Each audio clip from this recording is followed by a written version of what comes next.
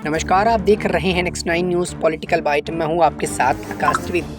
संसद में भले ही इस वक्त मणिपुर को लेकर हंगामा हो रहा हो, लेकिन कयास ये भी लगाए जा रहे हैं कि शायद इसी सत्र में यूनिफॉर्म सिविल कोड का ड्राफ्ट भी सरकार पेश कर दे। यूनिफॉर्म को लेकर पिछले कुछ महीनों से देश भर में चर्चा हो रही है। इसी पक्ष विपक्ष में तमाम तरह के कयास भी लगाए जा रहे हैं। वैसे भारत जैसी विविधता और विभिन्नता किसी और देश में मिलना ही मुश्किल है। वैसे ही यहाँ की एकरूपता को भी लेकर इस तरह का जोर देना कितना ठीक है, यह एक बड़ा प्रश्न खड़ा होता है। सरकार ने अभी तक इसका ड्राफ्ट पेश नहीं किया है, लेकिन लोगों के बीच को लेकर इस पर तकरार अभी भी जारी है। आपको बता दें कि हमें ये नहीं सोचना चाहिए कि एक कोड आने से हमारी मुश्किलें हल हो जाएंगी। यूसीसी के और भी कई विकल्प हैं। भारत में एक बहुत धार्मिक देश है। यहाँ की युवा पीढ़ी बहुत धार्मिक है और जल्द ही अपने धर्म और रीति रिवाज को छोड़ना नहीं चाहते। इसी वजह से यूसीसी पर इतनी चर्चा हो रही है।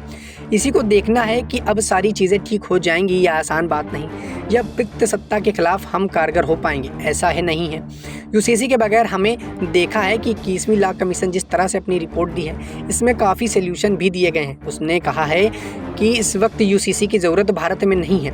मौजूदा अगर आपको ज़रूरत है तो और तमाम भी नियम हैं जिसके तहत आप काम कर सकते हैं। अगर आप समाज में कोई सुधार लाना चाहते हैं, कानून में कोई सुधार लाना चाहते हैं, तो हो सकता है कि कई बार आपको धर्म के खिलाफ जाना पड़े।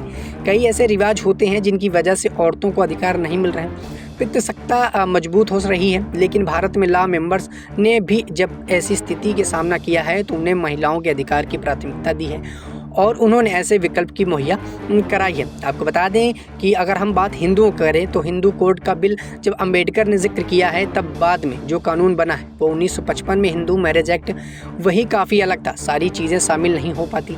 हालांकि बदलाव की मांग पर हमारे कानून बनाने वाले की प्रतिक्रिया दी है और सकारात्मक प्रतिक्रिया दी है। ये ज़रूरी नहीं है कि समाज में की गई मांग केवल यूसीसी है। अगर हम पित्त सत्ता की लड़ना है और औरतों को अधिकार देना है तो हमें सिंगुलर कानून भी जो है अपनाया जा सकता है।